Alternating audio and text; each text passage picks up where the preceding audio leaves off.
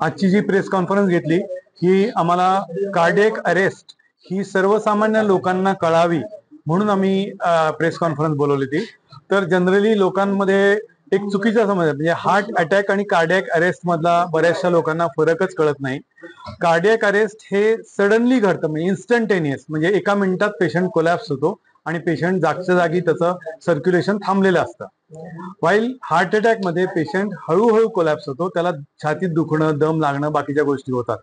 आणि cardiac arrest हे electrical डिस्टर्बन्समुळे झालेलं असतं. आणि कार्डियक अरेस्ट मधला पेशंट बऱ्याच वेळेला आपण पूर्णपणे रिव्हाइव्ह करू शकतो जर त्याला 3 मिनिटांमध्ये आपण जर ट्रीटमेंट पूर्ण एस्टॅब्लिश केली आणि 3 मिनिटांमध्ये त्याचं हार्ट जर चालू झालं तर आपण त्याला पूर्ण चांगल्या प्रकारे नॉर्मल करू शकतो, जे तुम्ही प्रशांतच्या माध्यमातून बघितलं. त्याला सडनली कार्डियक अरेस्ट झाल्यानंतर आम्ही उचलून आणल्यानंतर बाहेरपासूनच त्याला पंपिंग चालू केलं.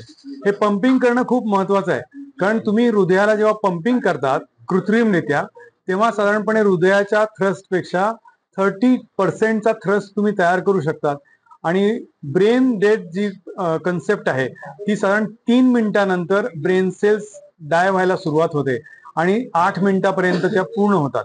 तर त्यामुळे जर तुम्ही त्याला 3 मिनिटाच्या आत पंपिंग चालू केलं तर हा जो काही पिरियड आहे हा तुम्ही प्रोलॉंग करू शकता.